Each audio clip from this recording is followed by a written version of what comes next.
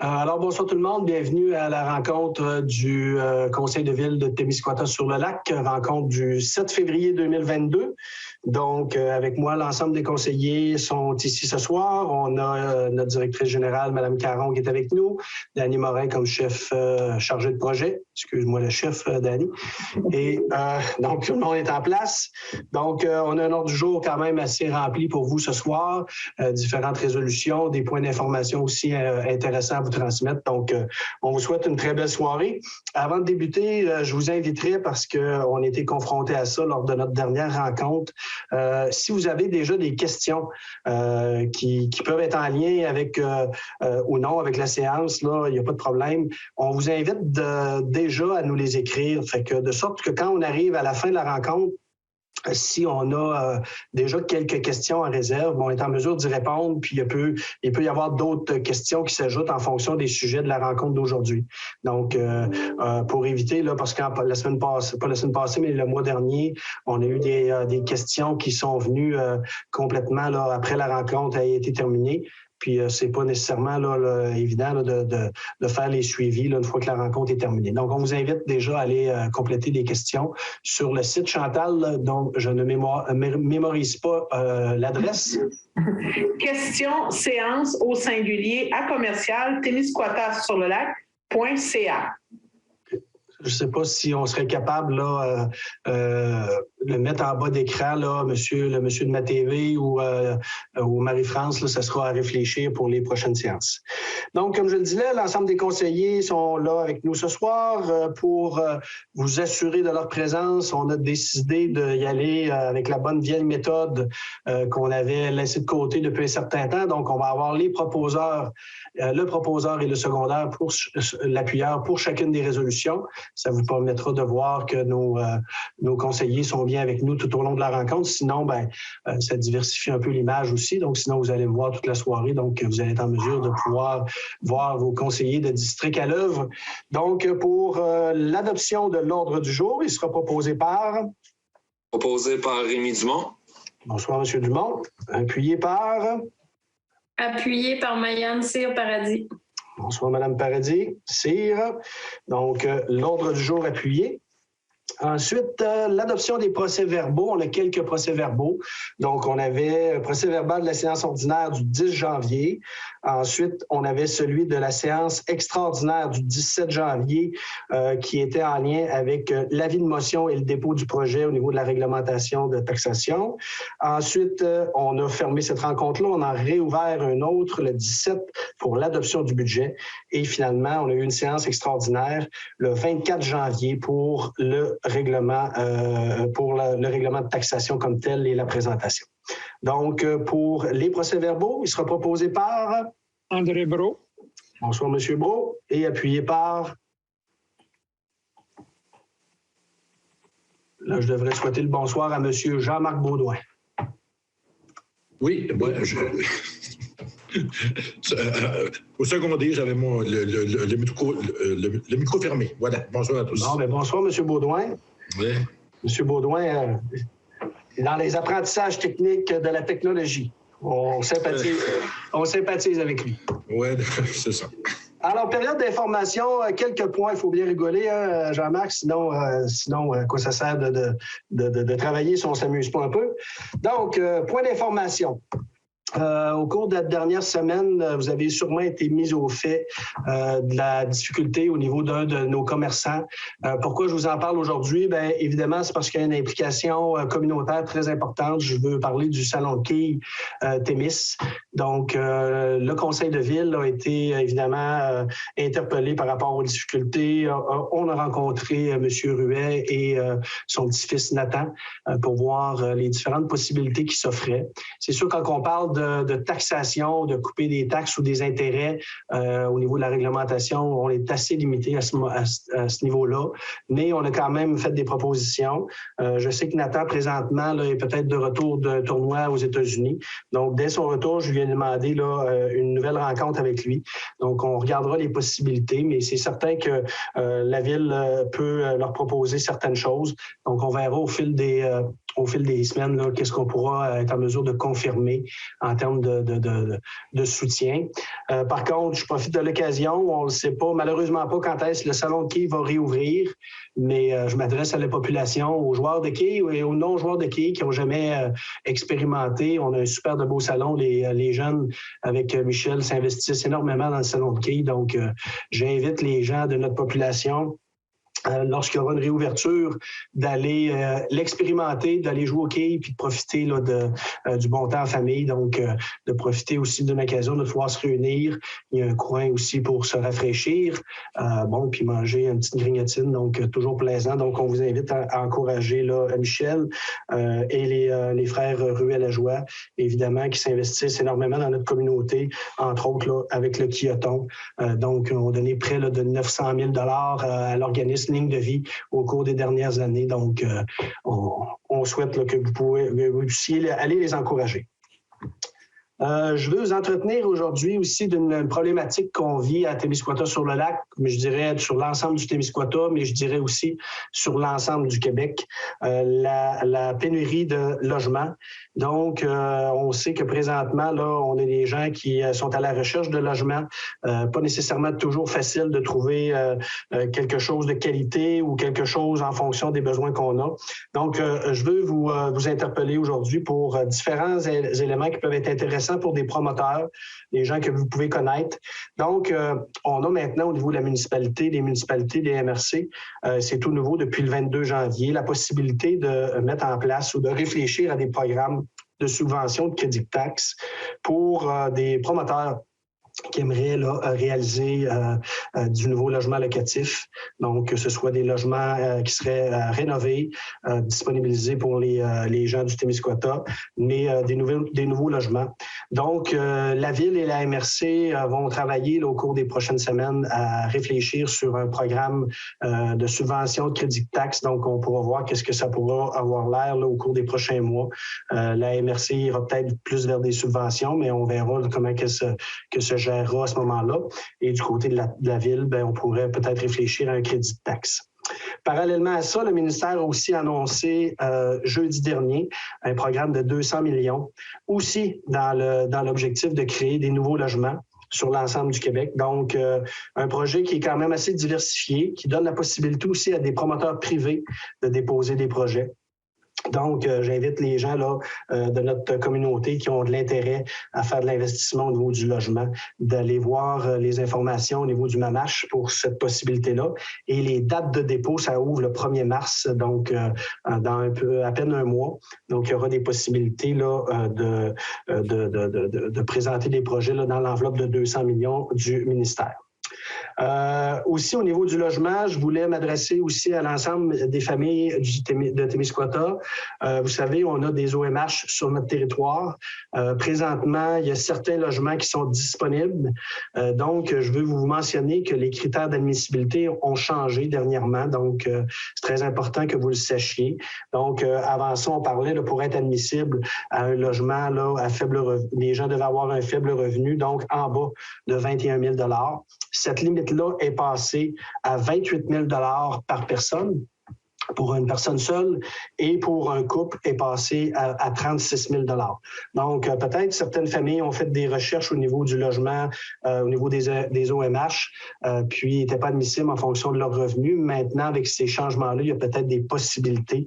Donc, je vous invite à vous informer comme il faut pour savoir là, s'il y avait des possibilités là, d'être admissible à un logement là, pour les OMH.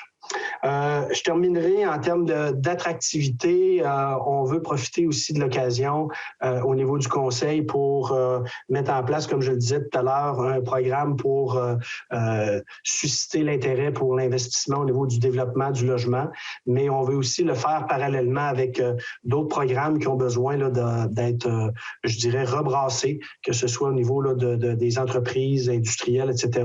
Donc, au cours des prochaines semaines, des prochains mois, le Conseil va réfléchir sur qu'est-ce qu'on pourrait mettre en place, oui, pour attirer des jeunes familles chez nous, mais aussi des travailleurs, des entreprises pour continuer de progresser au niveau de notre développement économique. Puis on sait quand même, vous allez le voir encore ce soir, on a quand même des très belles nouvelles au cours des derniers mois, puis il y en a encore des très belles là, qui s'en viennent. Dans le courant de la séance de ce soir, je pourrais vous souligner certains éléments intéressants qui se concrétisent là, présentement. Au niveau de la correspondance, première correspondance que je veux vous faire part, juste avant les fêtes, on avait un rapport du vérificateur général au niveau là, de la transmission, pas au niveau de la transmission, mais au niveau de la tenue des séances extraordinaires pour les budgets. Donc, on avait fait des ajustements. Donc, le vérificateur est allé faire des audits aussi au niveau de la transmission des rapports financiers annuels au niveau du ministère des Affaires municipales. Donc, dans le cas de Témiscouata-sur-le-Lac, on a eu 2 avis de non-conformité sur 5 années de surveillés.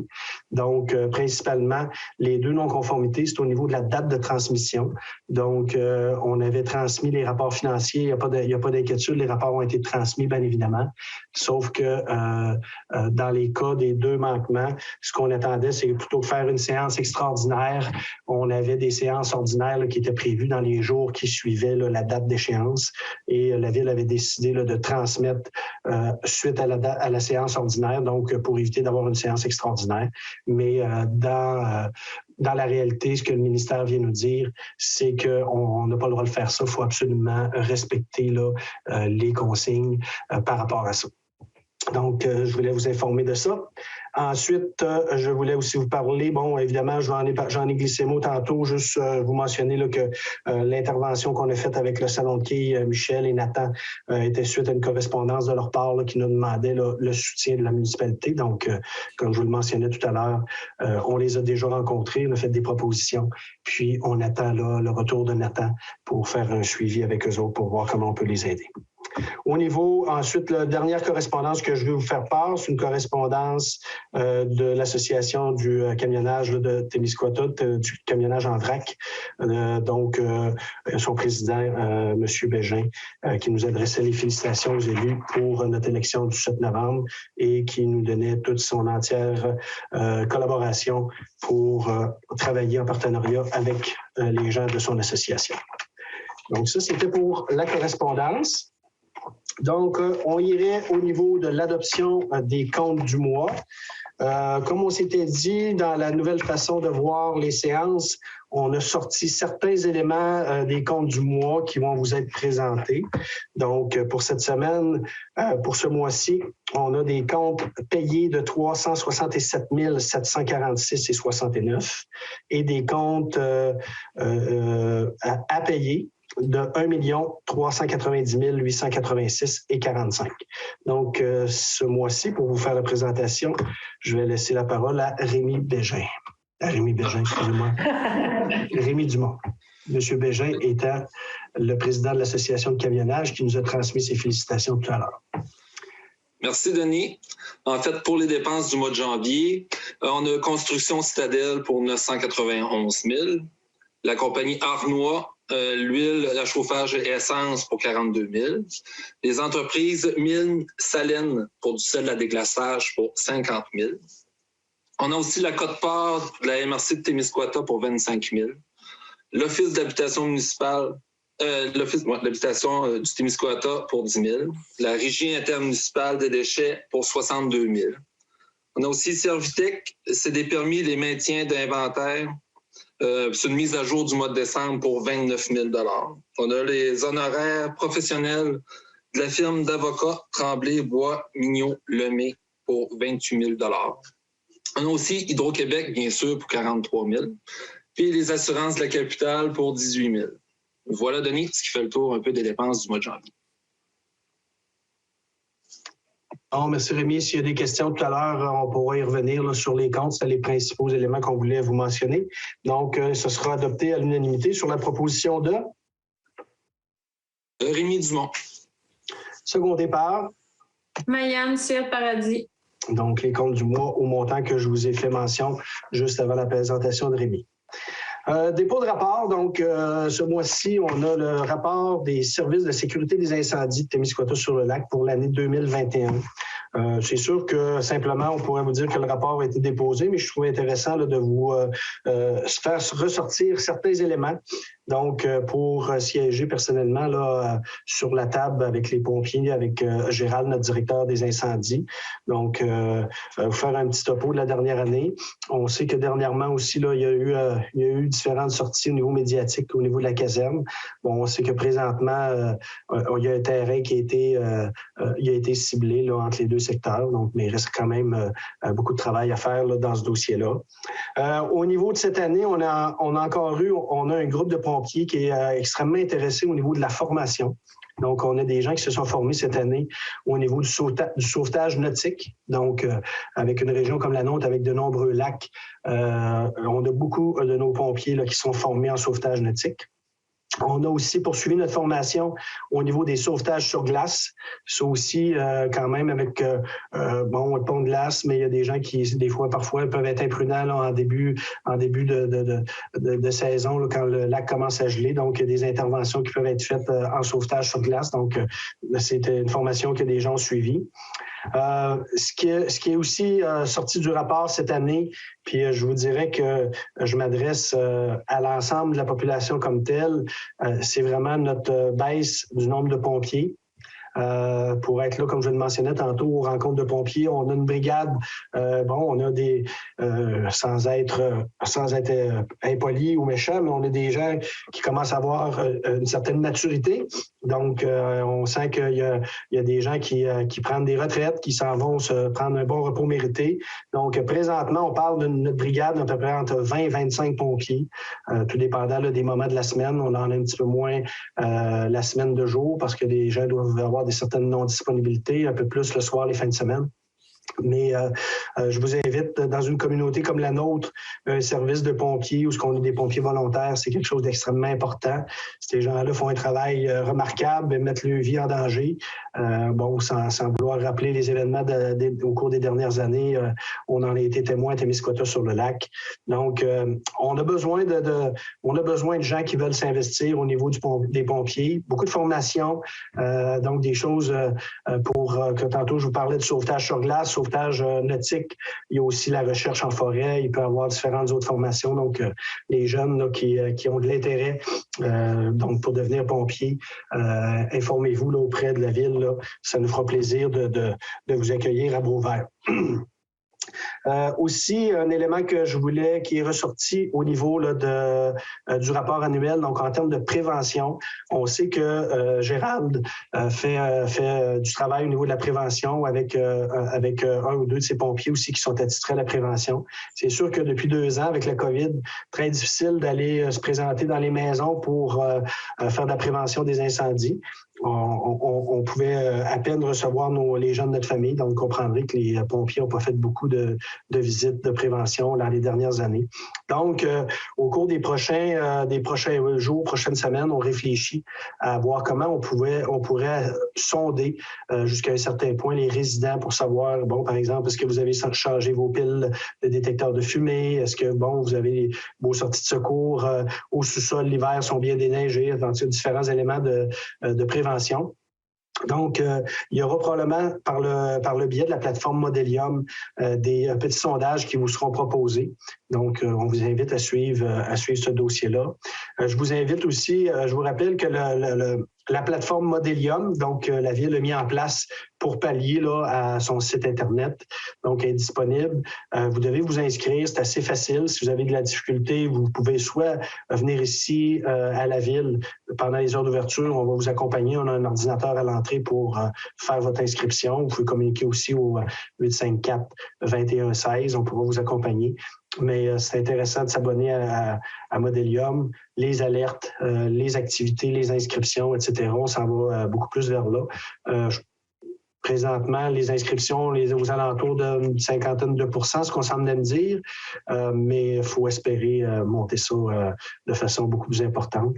Donc, je vous invite à aller vous inscrire sur la plateforme Modelium. Si on y va maintenant au niveau des interventions de nos pompiers cette année, on parle d'un total de sorties de notre équipe de pompiers de 107 sorties. Au cours des 2 dernières années, l'an passé, on avait fait 114 sorties et l'année 2019, on avait fait une centaine de sorties, 99 pour être plus précis.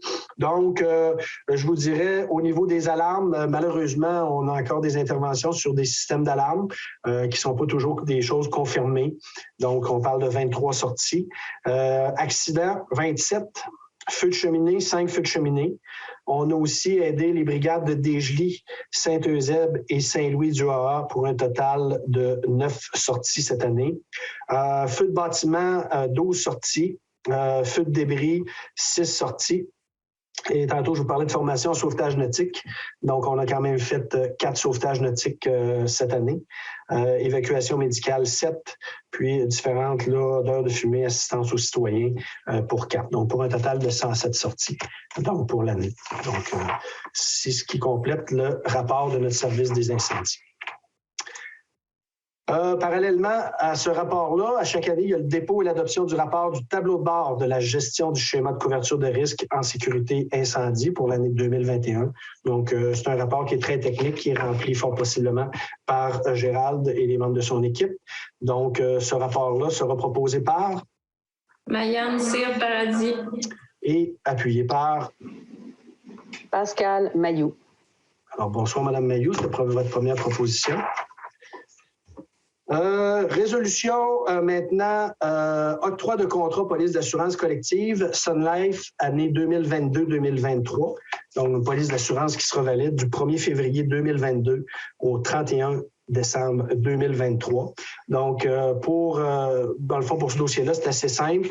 Donc, on a une police d'assurance collective qu'on est allé en soumission. Donc, on a fait une demande de prix pour ces services d'assurance et nous avons eu un seul soumissionnaire qui est la Sun Life pour un montant de 13 609,12. Donc, ils vont évidemment, on va octroyer le contrat à la Sun Life. Donc, pour la période, là, comme je le mentionnais, pour 23 mois, du 1er février 2022 au 31 décembre 2023. Et comme chacune des résolutions, on donne l'octroi de ce contrat-là. Donc, ce sera signé par Denis Blais-Lemaire et Chantal Caron, puis en son absence, la coordonnatrice des finances ou le maire suppléant, donc comme à l'habitude. Donc, il sera proposé par Jean-Marc Baudouin. Jean-Marc Baudouin et appuyé par Mayane Cyr Paradis. Mayane, merci. Octroi, projet FatLab, Maurice Bérubé et Fils incorporé en conformité au règlement de gestion contractuelle numéro 225-18. Donc, ici, c'est au niveau du projet FatLab. Donc, c'est un projet qui avait reçu une subvention de 64 400 $ qui a déjà été amené dans des rencontres précédentes. Donc, on est rendu à la concrétisation de ce projet-là. En fait, c'est à notre bibliothèque ici du secteur Cabano. Donc, il va y avoir la construction d'un local où il va y avoir du matériel, là, différents matériels pédagogiques où ce que les jeunes vont pouvoir, utiliser. On parle entre autres là, de, je vais sortir mes lunettes, machines à coudre, différentes brodeuses, découpes laser, des imprimantes 3D. Il va y avoir aussi un circuit, une machine pour faire des macarons. Donc, différents outillages pour faire des projets pour nos jeunes. Donc, évidemment, pour mettre ça en place, il faut mettre en place un local particulier. Donc, comme on a la possibilité au niveau de conclure de gré à gré des contrats pour les sommes variant entre 25 000 et 100 000 $. Donc, l'octroi de ce contrat-là sera donné à la construction Maurice Bérubé et Fils pour des travaux requis à la bibliothèque du secteur Cabano dans le cadre du projet FatLab, et ce pour un montant de 46 631,71 d'accent su. Son offre datée du 19 janvier 2022. Donc, ça, c'est un projet qui sera concrétisé au cours des prochaines semaines. Il sera proposé par André Brault. André Brault, appuyé par Mayane Cyr Paradis. Adopté à l'unanimité. Je tiens à préciser aussi au bénéfice de nos gens qui nous regardent, suite à la recommandation, puis un rappel qui a été fait par Mme Bégin, quand on a des contrats de gré à gré. Donc, la Ville nous fournira là, des présentations en annexe au niveau de qui a soumissionné sur quoi et à qui a été octroyé le contrat. Dans le cas des montants plus haut que 100 000 $, il faut aller en appel de soumission là, à le SEAO. Donc le système central du ministère. Donc, ça, évidemment, on vous fait mention de chacun des soumissionnaires puis de l'octroi du contrat. Dans le cas des contrats de gré à gré, ce qu'on a à remplir, c'est on ne les emmène pas nécessairement en séance du Conseil, mais le Conseil est avisé là, des soumissionnaires pour chacun des projets pour s'assurer là, du respect de la réglementation. Ça va pour ça? Merci, Mme Bégin, de votre vigilance par rapport à ce dossier-là.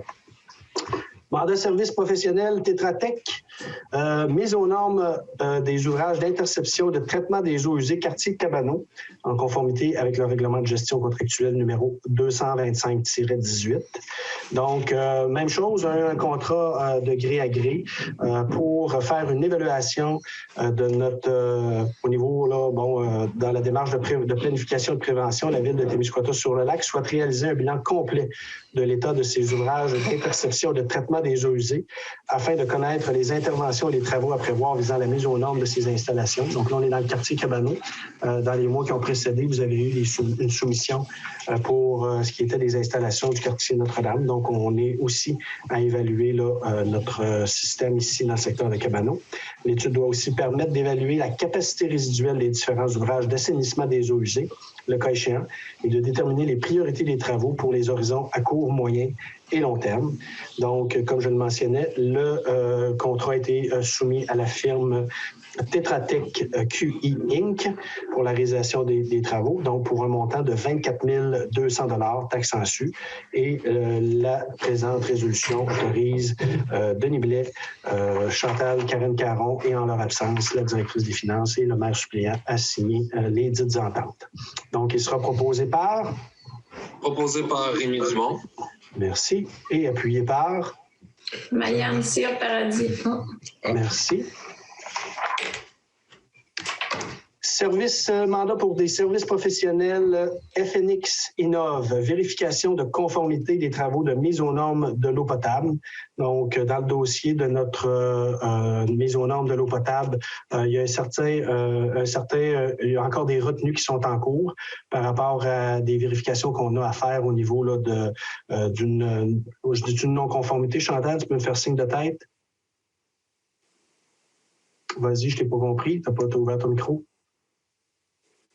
Normalement, on parle de déficience. C'est des petites choses qui ont à être ajustées. D'un autre côté, il faut s'assurer de la conformité de ce qui a été fait comme travaux. Bon, donc présentement, on a une situation où des gens qui ont été impliqués dans le dossier, que ce soit l'entrepreneur, les ingénieurs, donc face à ces déficiences-là, on a un peu qui est responsable ou qui en est principalement responsable. Donc, on mandate la firme FNX Innov pour aller faire des vérifications de conformité. Donc, pour un montant approximatif de 15 000 $, il a été soulevé pendant la séance du Conseil la précision à savoir, quand on parle dans une résolution de l'approximatif d'un montant. Donc, ce qu'on nous a expliqué, c'est que dans un cas particulier, il est difficile là, de déterminer de façon précise le montant final. Donc, il peut arriver, par exemple, dans ce cas-là, qu'il y ait les vérifications donnent des résultats, puis qu'il y a une entente entre les partenaires, puis que finalement, on ne demande pas la rédaction finale du rapport parce qu'on a obtenu notre réponse. Donc, ça peut avoir un coût moindre, mais habituellement, c'est assez surprenant qu'il y ait des coûts supérieurs. Mais je veux juste le mentionner parce que dans la résolution, il était mentionné un montant approximatif de 15 000 $. Et comme d'habitude, Denis Blais, le maire suppléant, Chantal et la directrice des finances sont mandatés pour signer cette résolution-là. Donc, il sera proposé par? André Brault. André Brault, appuyé par? Mayenne Cyr Paradis. Merci. Donc, pour ce mandat-là. Jusqu'à date, ça va, Chantal? Là, je me suis lancé, puis je ne me suis pas trop arrêté. Non, ça va bien. On garde le cap. On garde le cap? Non, mais si tout va bien, puis que ça se déroule comme prévu. Mandat service professionnel Tetra Tech QE Inc., système d'éclairage du terrain de baseball. Donc, pour les gens adeptes du baseball, dont je fais partie, vous savez qu'on a eu un programme de subvention pour changer nos systèmes d'éclairage au niveau du terrain de baseball. Donc, on est présentement à évaluer là, les besoins en termes d'éclairage. Donc, on a demandé à la firme d'experts Tetra Tech de nous fournir là, une soumission pour voir les besoins. Donc, de mandater la firme afin de procéder à une étude d'avant-projet en lien avec la modernisation du terrain de baseball. Donc, il est proposé, il sera résolu unanimement qu'on mandate la firme Tetra Tech Q Inc. Pour effectuer ce mandat, et ce pour un montant de 3 715 $ taxes en su, conformément à l'offre datée du 3 janvier 2022. Donc, il sera proposé par... Proposé par Rémi Dumont. Appuyé par... Marianne Cyr-Paradis. Parfait. Je veux juste, s'il y a des gens intéressés au baseball, s'il y a des gens des Braves, s'il y a des gens du baseball Témis qui sont à l'écoute ce soir, juste vous mentionner qu'une fois qu'on va avoir la finalisation là, de ces différentes études-là, puis de voir les prix, évidemment, on est à prévoir une rencontre avec vous pour prévoir la réalisation du projet. Vous le savez, on est rendu au mois de février. Le printemps arrive vite. On est différents délais dans différents fournisseurs. Donc, on verra ce qui sera possible de faire et de ne pas faire cet été. Mais on va s'asseoir avec les gens concernés pour vous présenter l'état de la situation puis vous partager avec vous là, de la façon qu'on va orienter ce projet-là qui devrait se concrétiser de façon officielle. Mais pour ce qui est des délais, il y a des choses qui peuvent être un peu hors de notre contrôle, mais on vous rencontrera en temps portant. Alors, on poursuit avec un mandat service professionnel Englobe Corpor, CORP Corp. Rapport de caractérisation du centre de loisirs. Donc, attendu que la Ville de Témiscouata souhaite obtenir un rapport de caractérisation des matériaux susceptibles de contenir de l'amiante, incluant la création de registres pour le bâtiment du centre de loisirs. Donc, on mandate la firme Englobe Corp au montant de 5 100 $ taxes en su, conformément à l'offre datée du 22 décembre. Donc, ça va dans l'optique du bilan de santé qui a été demandé pour le centre de loisirs dans le secteur de Notre-Dame-du-Lac. Donc, on veut connaître la présence ou non d'amiante dans ce bâtisse-là avant de commencer à faire des travaux de rénovation. Donc, il y a un mandat qui a été donné d'expertise pour faire cette vérification-là. Donc, il sera proposé par... Pascal Maillot. Appuyé par? Ginette Bégin. Excuse, Pascal. Bonsoir, Mme Bégin. Alors, on poursuit avec l'octroi d'une aide conformément au règlement numéro 179-16 concernant la création d'un programme de crédit de taxe au bénéfice de certaines entreprises. Donc, l'entreprise 9064-2380 Québec Inc. Entre parenthèses, on parle de FlexLight pour l'année 2022. Donc, on sait que, comme je le mentionnais tantôt, on a différents programmes au bénéfice des entreprises qui investissent chez nous. On a, entre autres, un programme de crédit de taxe régressif sur 5 ans. Donc FlexLight s'est prévalu quand ils ont décidé de s'installer dans notre motel industriel. Donc, pour cette année, dans le cas de FlexLight, on parle d'un montant d'une aide financière sous forme de crédit de taxe représentant un montant de 8 953,94. Donc, lui soit accordé dans le cadre là, de programmes, comme je le mentionnais là, tout à l'heure, de crédit de taxe. Donc, il sera proposé par... Ginette Bégin. Secondé par... Jean-Marc Baudouin. Jean-Marc. Merci. Alors, octroi d'une aide conformément au même règlement, donc concernant la création d'un programme de crédit de taxe. Donc, la compagnie, ils ont tous mis les chiffres collés, donc c'est 10086-045 Canada Inc. Donc, on parle de l'entreprise PGR qui a aussi son siège social au motel industriel dans le quartier ici à Cabano. Donc, pour les mêmes raisons, donc, projet d'investissement qui leur a permis d'avoir accès à un crédit de taxe régressif. Donc, pour cette année 2022, on parle d'un crédit de taxe sous forme de crédit de taxe représentant un montant de 7 416,98, donc qui le sera accordé pour cette année 2022. Il sera proposé par? Par Rémi Dumont. Et appuyé par? Mayane Cyr Paradis. Merci beaucoup. Adopté à l'unanimité. Un autre octroi, conformément au même règlement 179-16, donc concernant un programme de crédit de taxe au bénéfice de certaines entreprises. Donc, dans le cas présent de cette résolution, on parle de DG2 Industries dans le quartier Notre-Dame, qui, eux aussi, lorsqu'ils ont installé leur entreprise chez nous, ont bénéficié d'une politique là, de crédit de taxe, un programme de crédit de taxe. Et pour l'année 2022, dans le cas de DG2, on parle d'un montant de 4 386,81 pour 2022. Donc, il va être proposé par... Ginette Bégin. Et appuyé par... Mayane Cyr Paradis. Parfait. Donc, on est très heureux de faire profiter nos entreprises qui s'installent chez nous. Je vous dirais, comme je l'ai mentionné tout à l'heure, on aura une réflexion en conseil pour savoir comment on peut améliorer encore notre programme, le rendre peut-être encore plus accessible. Donc, on sait que des programmes de crédit de taxe, ça permet parfois là, de faire une différence dans l'avenue ou non d'une entreprise chez nous. Donc, je pense que les 3 résolutions qu'on vient de passer démontrent clairement que ce genre de programme-là porte fruit et amène des gens à investir chez nous. Fait qu'on verra comment, au cours des prochaines semaines, prochains mois, on peut l'améliorer. Avec, comme je le mentionnais, peut-être un volet au niveau de la création de nouveaux logements. Donc, le prochain, octroi d'une aide à des établissements privés non résidentiels, loi sur les compétences municipales pour l'année 2022. Donc, on a le plaisir d'accueillir, au grand bonheur de plusieurs familles à Témiscouata-sur-le-Lac, Mme Laura Morneau-Beaulieu, qui a décidé de se lancer dans l'aventure d'ouvrir une RSG, donc un service de garde en milieu familial dans le secteur de la seigneurie. Très content, plusieurs commentaires positifs sur les réseaux sociaux. Bienvenue, Mme Morneau-Beaulieu.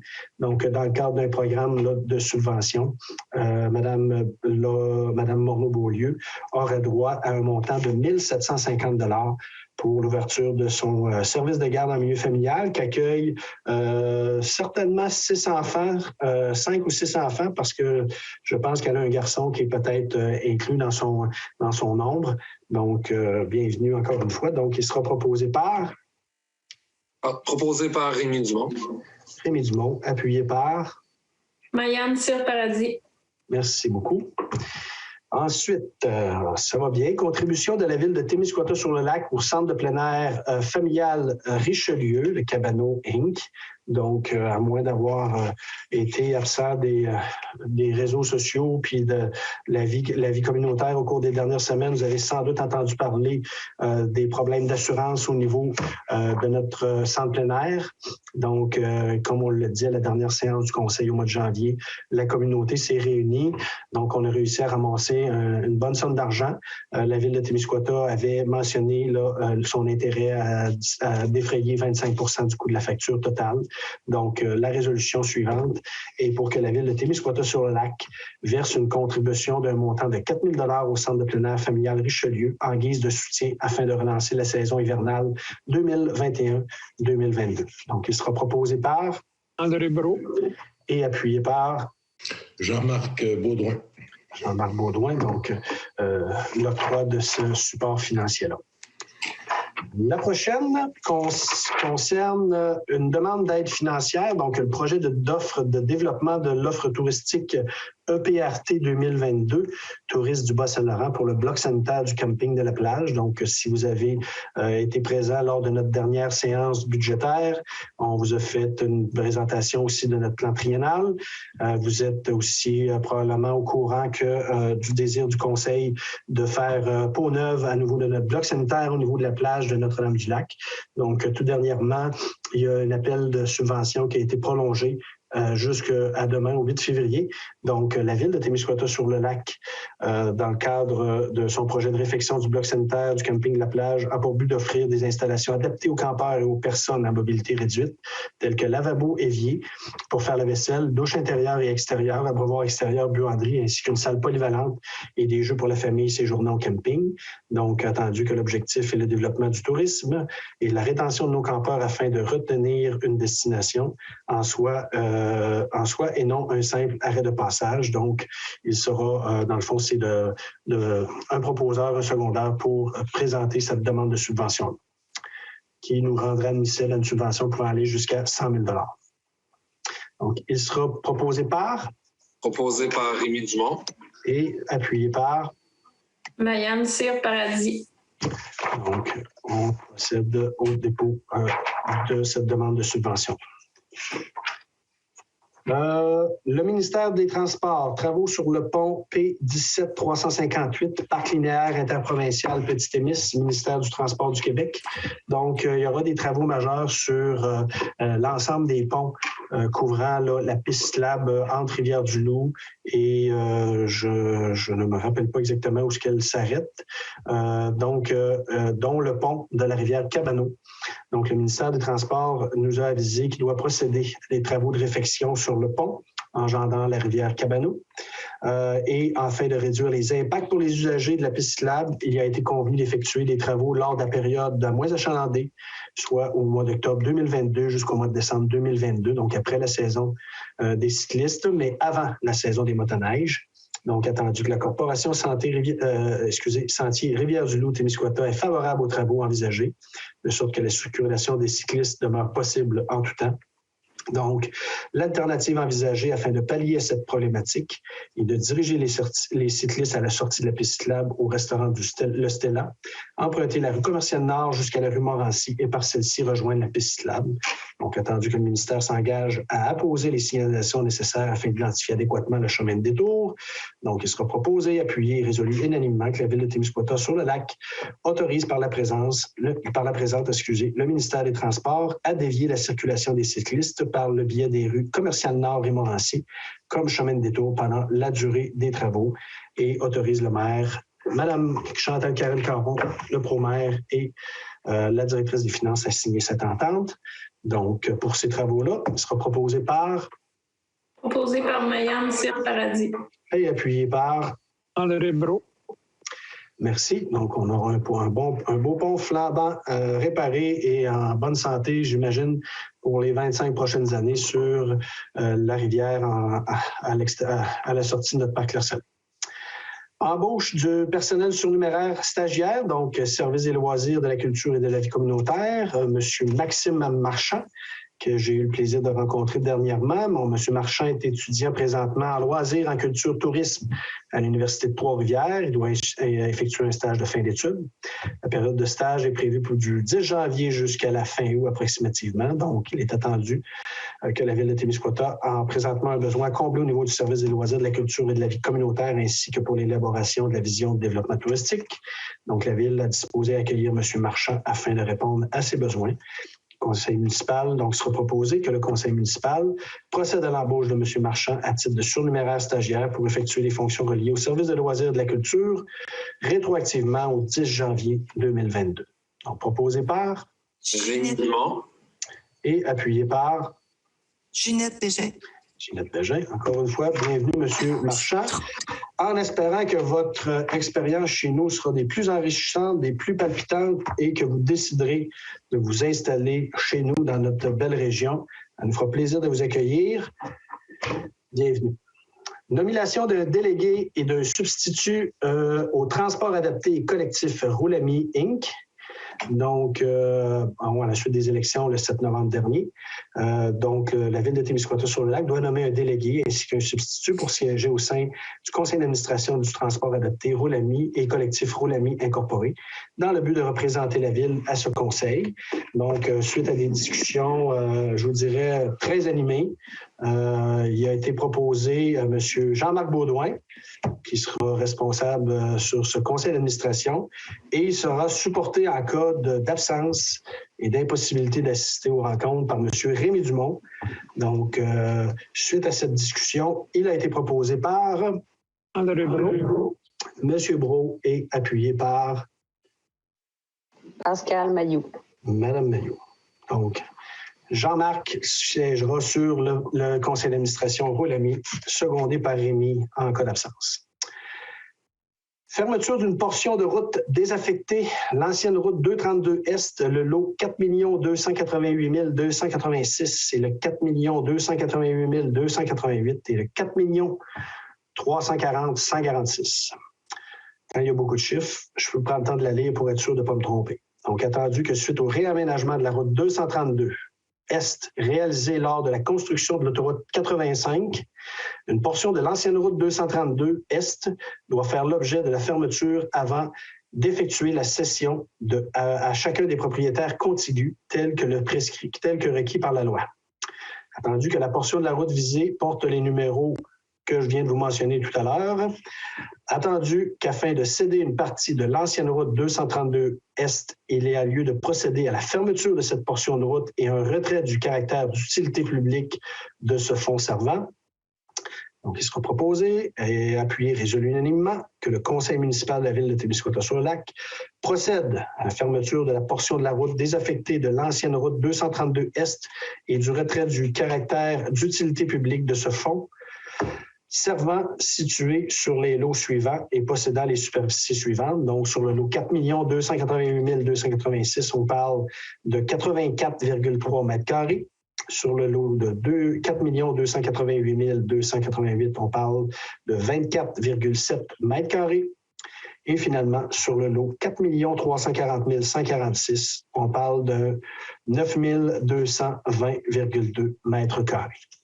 Donc, pour fermer ces portions de route 232 Est, il sera proposé par... Proposé par Rémi Dumont. Et appuyé par... Mayenne Cyr Paradis. Merci.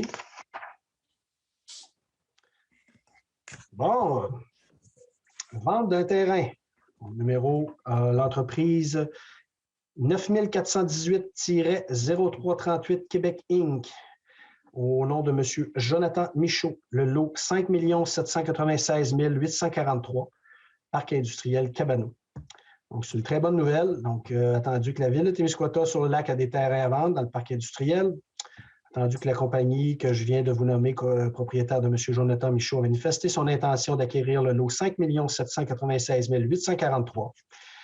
La ville de Témiscouata, que la superficie totale de ce terrain, concerné est de 200 382 pieds carrés et sera vendu pour le prix de 80 000 $ plus taxes, le tout selon les termes du contrat préparé à cet effet par acte notarié, se détaillant comme suit. Donc, on a une partie du terrain d'une profondeur de 400 pieds, d'une superficie de 120 21,9 pieds carrés au coût de 50 sous du pied carré, donc qui représente un montant de 60 000 $, et une portion résiduelle à l'arrière, donc possédant une superficie de 80 360,1 pieds carrés au coût de 24,9 cents du pied carré, représentant un montant de 20 000 $. Donc, les frais de notaire seront à la charge de l'acquéreur. Donc, et par cette résolution, on autorise le maire suppléant, la directrice et la directrice des finances à signer les ententes. Donc, ça, comme c'est le cas, puis on vous le mentionne à chaque fois, puis c'est avec plaisir que je vous le mentionne encore ce soir. Le contrat de vente est conditionnel à la mise en place du projet pour lequel le terrain a été acheté.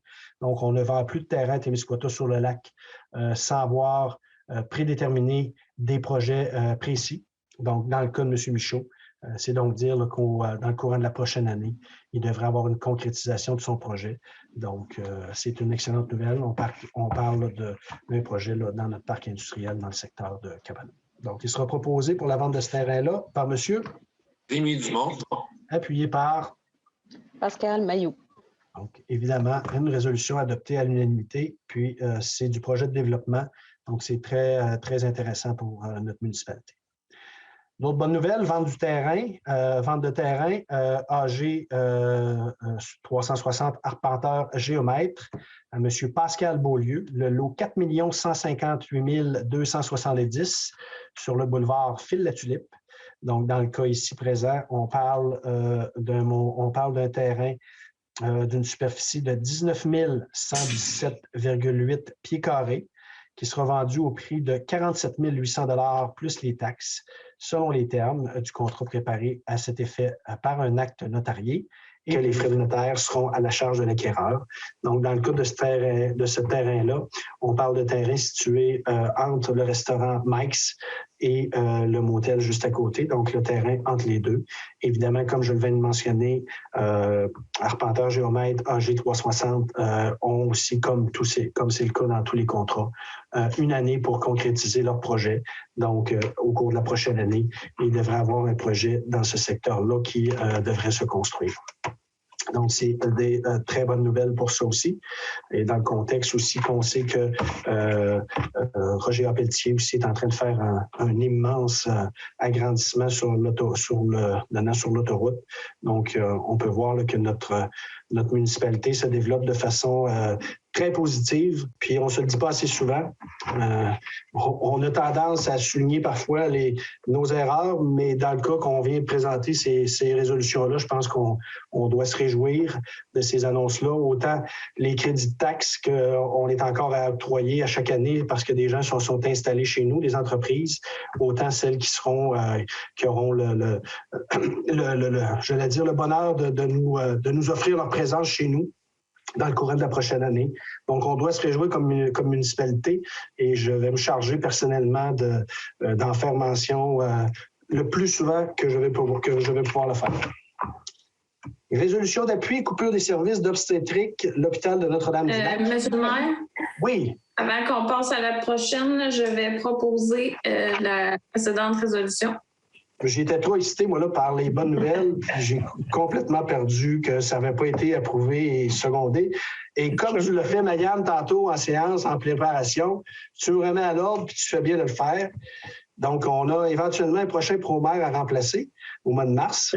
Marianne sera sûrement une candidate intéressante à regarder. Donc, proposé par Marianne et appuyé par... André Brault. Il faut toujours bien avoir un peu de plaisir. Donc, merci de la proposition, Madame Cyr Paradis. Résolution d'appui, donc je reviens à l'obstétrique. Donc, pas que ça me concerne personnellement, évidemment, notre famille chez nous est complétée. Donc, attendu que le Conseil de la MRC, je vais vous la lire parce que c'est quand même une résolution particulière que je vais prendre le temps de lire parce que on sait qu'avec la pandémie, la pénurie d'infirmières et tout ça, on a des secteurs dans nos hôpitaux, dans nos services qui sont coupés. Donc, on veut vraiment prendre le temps de faire la lecture de cette résolution-là. Donc, attendu que le Conseil de la MRC de Témiscouata a été informé dernièrement de coupures au service de l'obstétrique de Notre-Dame, de notre hôpital régional, le Centre hospitalier de Notre-Dame-du-Lac. Attendu que des coupures de ce type ont déjà eu lieu pour d'autres services du réseau de la santé de la MRC, et ce, avant même que ne survienne la pandémie. Attendu que la raison donnée pour expliquer les coupures de services de l'obstétrique est qu'il y a un manque de personnel spécialisé. Attendu que le Conseil de la MRC fait le constat que des coupures se sont déjà produites à quelques reprises et qu'il n'y a aucune garantie que cela ne se reproduira pas. Attendu que le Conseil craint que les bris de service ne deviennent un réflexe de gestion au détriment d'une recherche de solutions durables aux problèmes sous-jacents. Attendu que les élus témiscouatains sont préoccupés du fait que les coupures ponctuelles de service pourraient éventuellement être utilisées comme justification pour réduire définitivement le niveau de service auquel la population a droit. Attendu que les élus du Conseil de la MRC craignent également que la pandémie serve à excuser des bris de service et que par la suite, ces interruptions ne deviennent définitives. Attendu que la couverture par les hôpitaux voisins, soit Rivière-du-Loup et Edmundston, n'est pas compatible avec les distances et l'éloignement de la clientèle témiscouataine. Il sera proposé, appuyé, résolu unanimement que le Conseil de ville de Témiscouata-sur-le-Lac demande un engagement clair du ministère de la Santé et des Services sociaux à l'effet que des solutions durables sont analysées, que des correctifs à court terme sont envisagés et qu'il n'est aucunement question de diminuer le niveau de services offerts aux Témiscouatins et aux Témiscouataines. Que par la présente résolution soit transmise à M. Christian Dubé, ministre de la Santé et des Services sociaux, à Mme Caroline Proulx, ministre responsable de la région du Bas-Saint-Laurent, et à Mme Isabelle Malo, présidente directrice générale du CI3S du Bas-Saint-Laurent. Il sera proposé par Rémi Dumont et appuyé par Ginette Bégin. Merci. On poursuit résolution d'appui. Donc, ici aussi, on a une résolution d'appui sur un autre dossier fort important. Donc, on sait qu'au Témiscouata, autant dans l'ensemble du Témiscouata qu'à Témiscouata-sur-le-Lac, on a des grands enjeux au niveau de nos forêts, autant la forêt privée que publique. Donc, présentement, on a des enjeux au niveau de la tordeuse de bourgeon de l'épinette, entre autres. Donc, on nous a demandé une résolution d'appui, donc soutien aux demandes des partenaires de la table de concertation sur la forêt privée du Bas-Saint-Laurent. Donc, vous me permettrez de prendre le temps de bien vous lire cette résolution-là, qui dresse quand même les enjeux là, de ce sujet-là.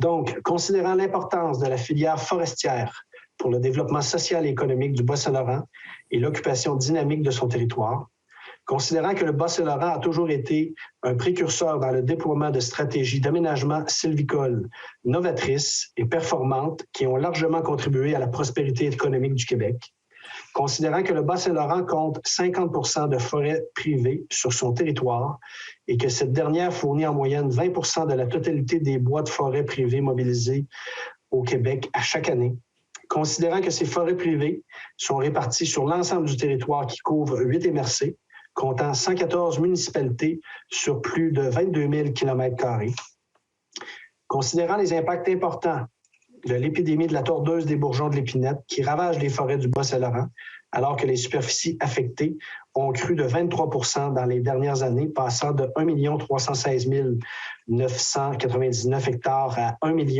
621 960 hectares entre 2020 et 2021.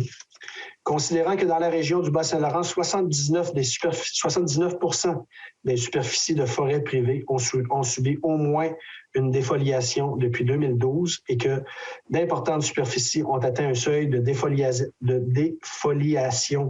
cumulative montrant des signes de mortalité, considérant la concentration actuelle de l'épidémie dans les forêts de l'Est de la région, considérant l'urgence d'intervenir dans les zones les plus touchées par l'épidémie pour récupérer les bois qui seraient autrement perdus et conséquemment d'engager une part de plus en plus importante des budgets d'aménagement pour effectuer cette récupération et la mise en production de ces sites, considérant que les sommes octroyées dans le cadre des programmes existants ne suffisent pas à la fois et en même temps pour récupérer et remettre en production les peuplements affectés et réaliser les autres travaux d'aménagement de la stratégie d'aménagement régionale, à savoir les éclaircies commerciales de plantation et de jardinage des érablières.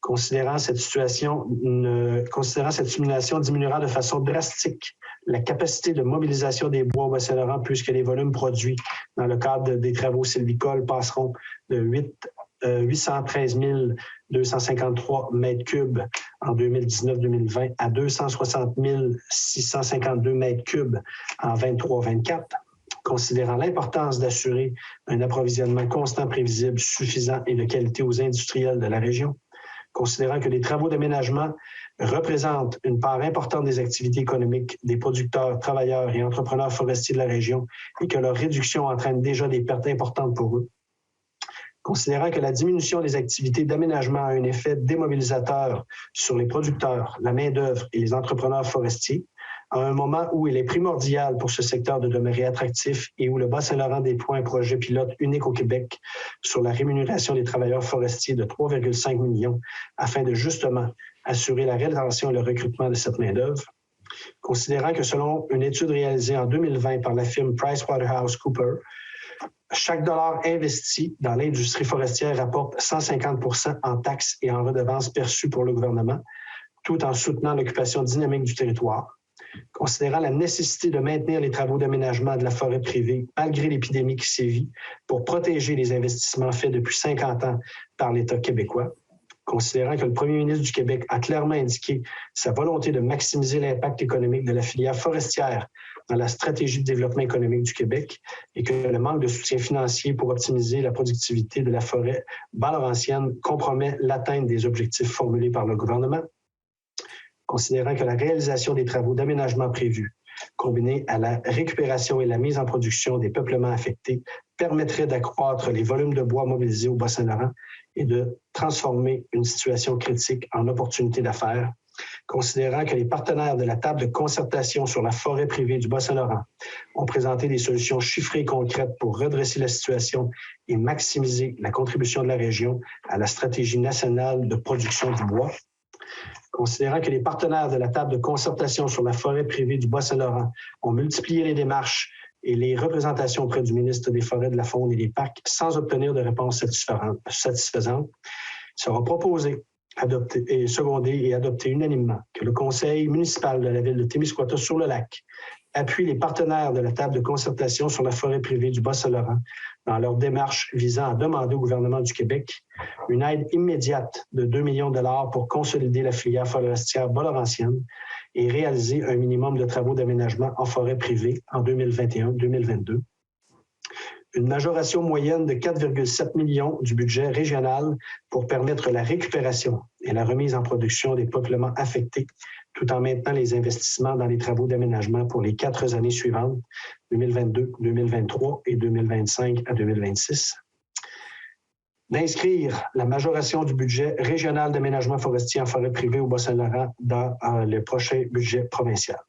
Que copie de la présente résolution soit transmise au ministre des Forêts, des Faunes et des Parcs, M. Pierre Dufour, à la ministre responsable du Bas-Saint-Laurent, Mme Caroline Proulx, au ministre du Québec, au premier ministre, M. François Legault, et aux députés provinciaux du Bas-Saint-Laurent, M. Pascal Bérubé, Harold Lebel, Denis Tardy et Marie-Ève Proulx, à la table régionale des élus municipaux du Bas-Saint-Laurent et aux partenaires de la table de concertation sur les forêts privées du Bas-Saint-Laurent.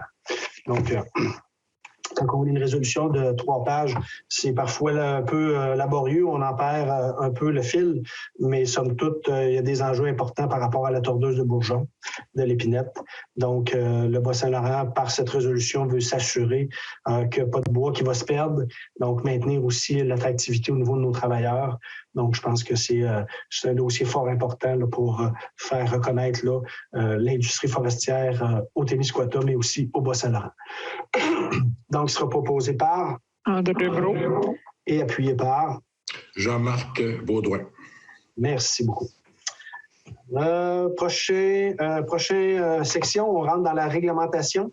Donc, adoption du règlement numéro 283-21, amendant le règlement de zonage 167-89 afin d'agrandir la zone RE8, secteur de la rue de la Seigneurie.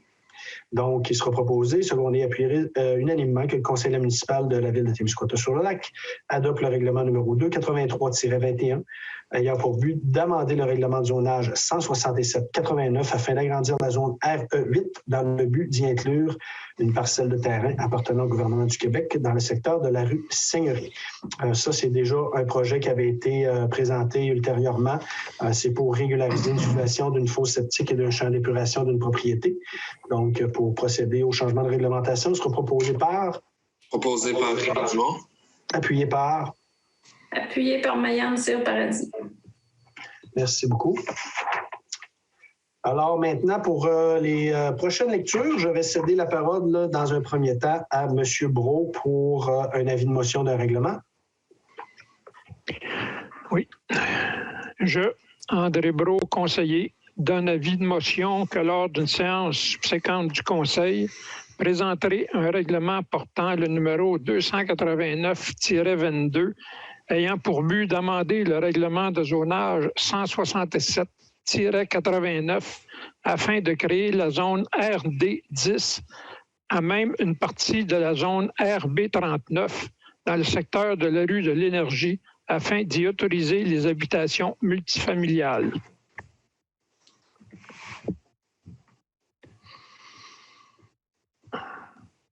On continue, M. Brault, avec l'adoption du premier projet de règlement. Oui. Alors, il est proposé par André Brault. Appuyé par? Appuyé par Rémi Dumont. Merci. Que le conseil municipal de la ville de Témiscouata adopte le premier projet de règlement numéro 289-22 ayant pour but d'amender le règlement de zonage 167-89 afin de créer la zone RD10 à même une partie de la zone RB39 dans le secteur de la rue de l'Énergie afin d'y autoriser les habitations multifamiliales. Hey, merci, M. Brault, pour cette lecture-là. Puis vous faites bien ça, fait que vous allez poursuivre avec les deux autres. Oui. Avis de motion, règlement numéro 290-22, Code d'éthique et de déontologie des élus municipaux, révision 2022. Je, André Brault, conseiller, donne avis de motion que lors d'une séance subséquente du Conseil, présenterai un règlement portant le numéro 290-22, ayant pour but de réviser le Code d'éthique et de déontologie des élus municipaux afin de se conformer à la loi sur l'éthique et à la déontologie en matière municipale. Poursuivre avec le dépôt de projet. Oui, je dépôt du projet de règlement numéro 290-22, Code d'éthique et de déontologie des élus municipaux, révision 2022.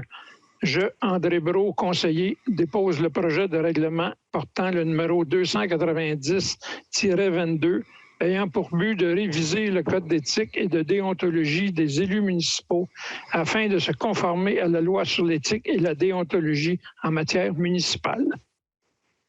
Parfait. Merci, M. Brault. Alors, juste pour le bénéfice de nos citoyens, dans le fond, à chaque année, au 31...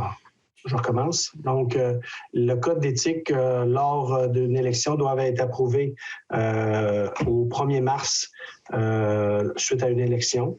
Dans le cas qui nous concerne, le ministère a fait a fait un nouveau projet de loi, donc certains changements qui doivent être apportés au niveau là, du code d'éthique des élus. Donc, dans le cas qui nous intéresse, on a jusqu'au 5 mai pour faire la version finale du Code d'éthique et de déontologie des élus municipaux.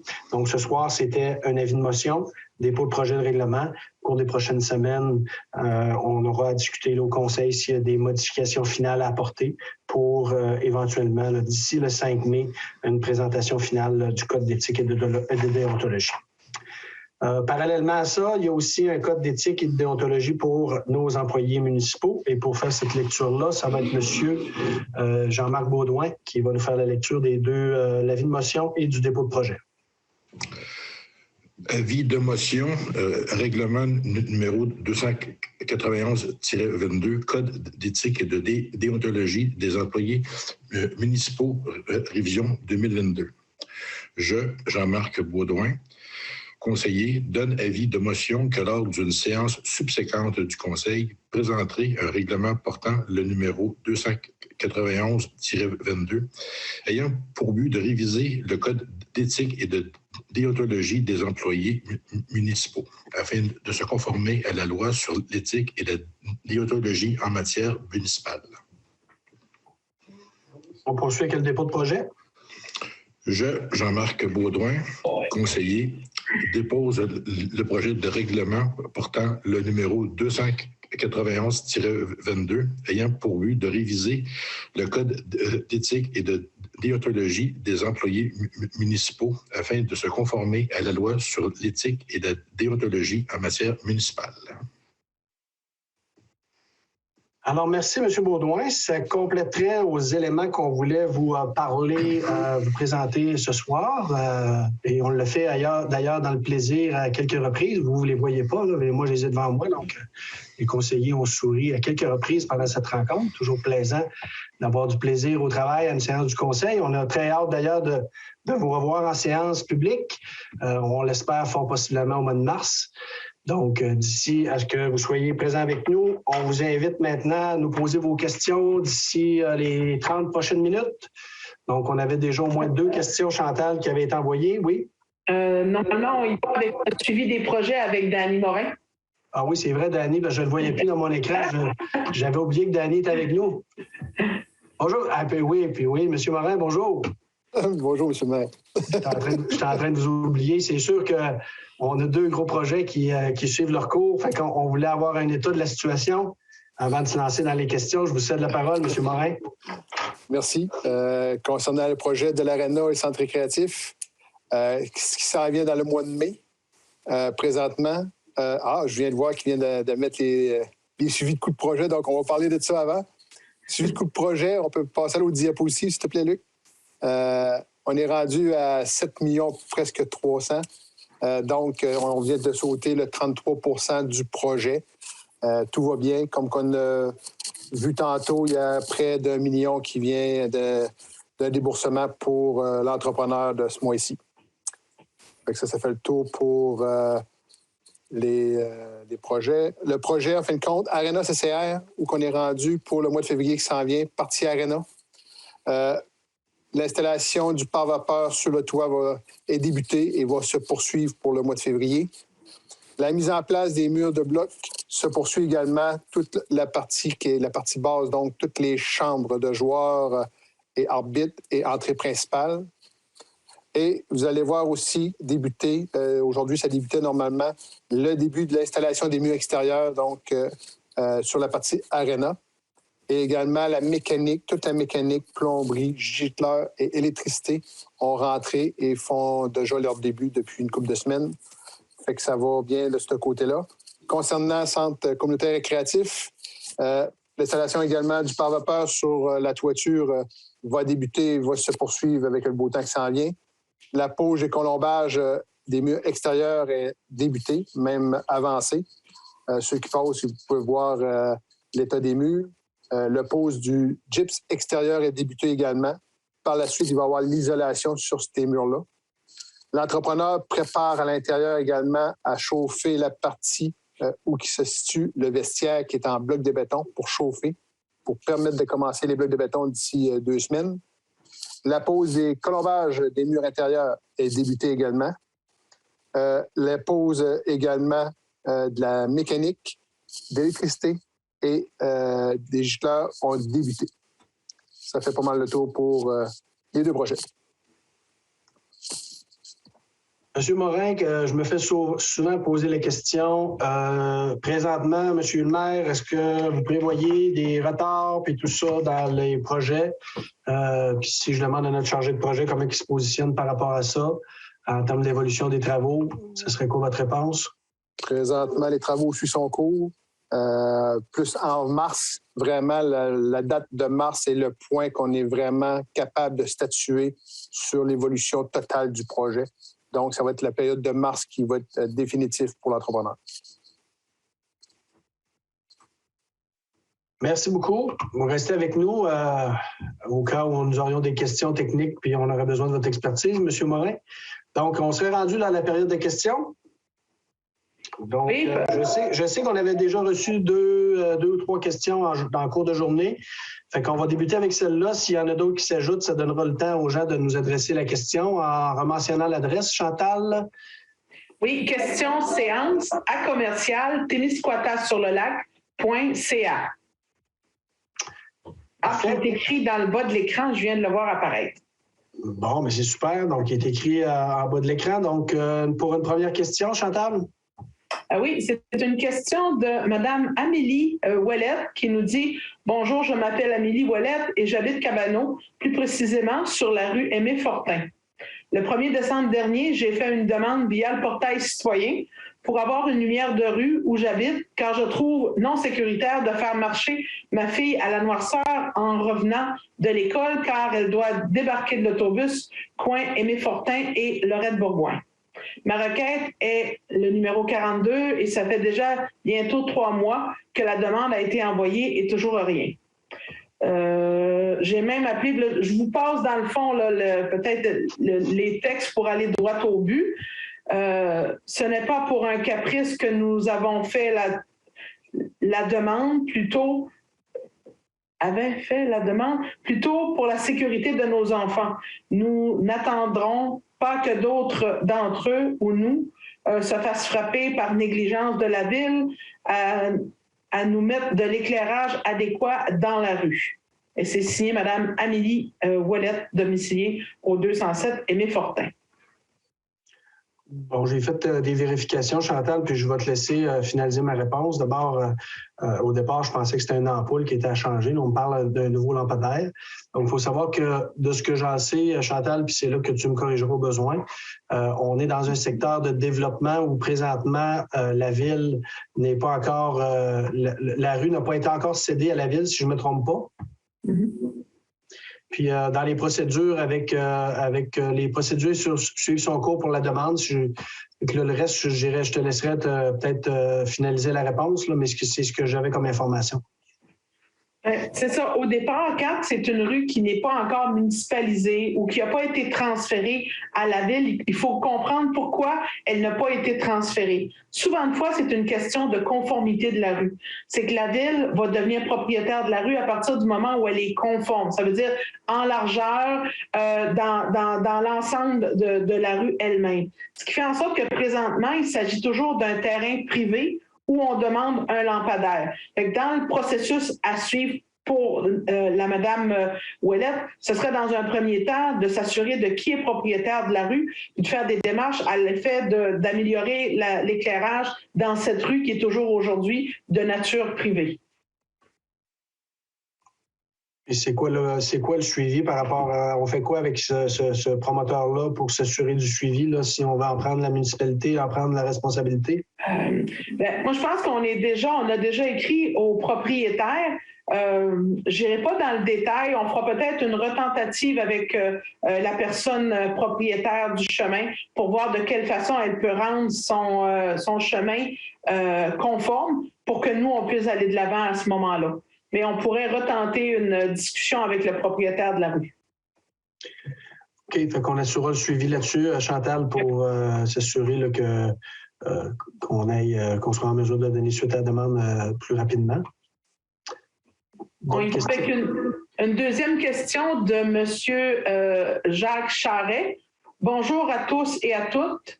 Suite au sondage envoyé par la Ville, nous sommes fiers de vous informer que 20 sondages ont été répondus et retournés à la Ville sur une possibilité de 25. Je me fais le porte-parole du groupe pour vous demander quelle est la suite. Notre question, quel est l'échéancier de la Ville et quelles sont les étapes de réalisation pour que l'aqueduc puisse desservir les contribuables de la Caldwell et de la route 232 qui ont répondu au sondage compte tenu de l'urgence de fournir de l'eau au terrain de camping ainsi qu'à tous les autres citoyens.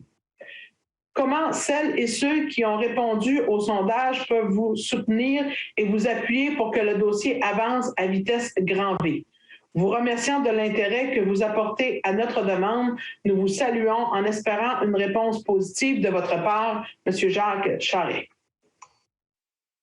Bon, mais merci, M. Charret, de la célérité de votre suivi. Donc, les gens avaient jusqu'à aujourd'hui pour nous remettre les sondages. Donc, on a fait la compilation. Présentement, le suivi, c'est évidemment Marie-France, notre adjointe, va faire une compilation de tout ça. Je vais demander à avoir aussi un bilan là, des besoins, l'état de la situation, des problématiques. Fait que ça, on devrait faire ça assez rapidement. Là, je vous dirais, on n'a pas pour plusieurs semaines à faire ça.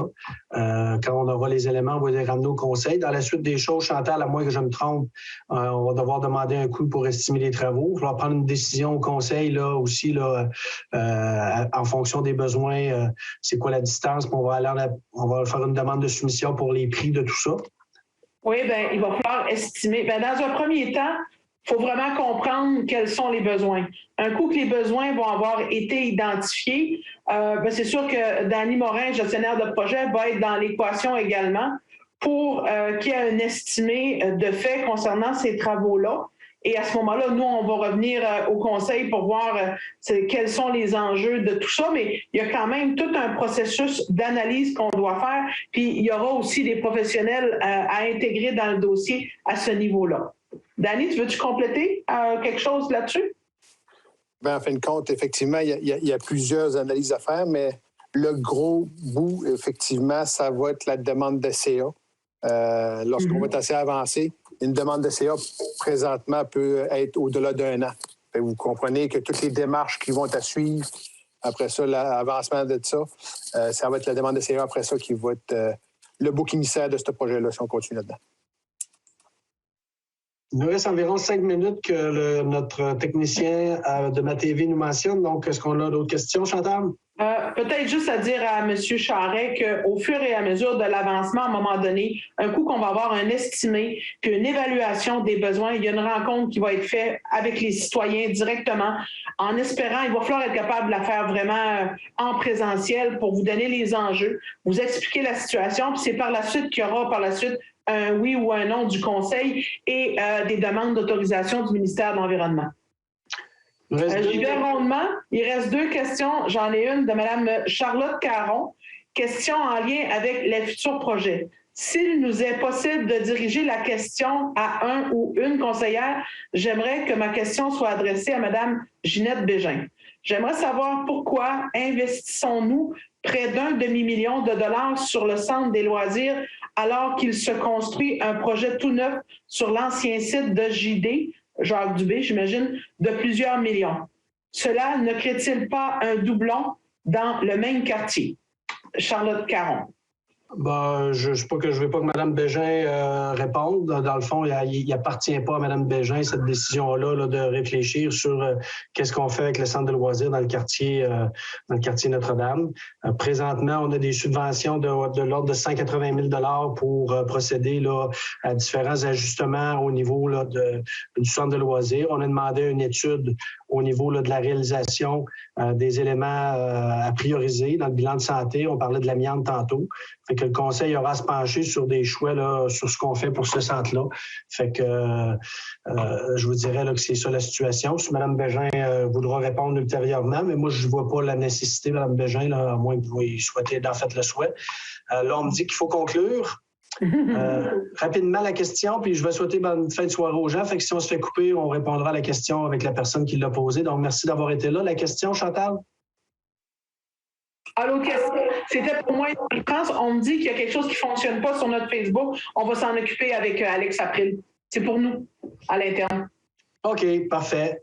Fait qu'on l'a fini tout juste. Monsieur de ma TV était sur le point de nous, comme on dit, de nous couper le sifflet. Donc, merci de vous intéresser au développement puis de votre ville. Puis on se dit au mois de mars en espérant de se voir en présentiel. Merci tout le monde. Bonne fin de soirée.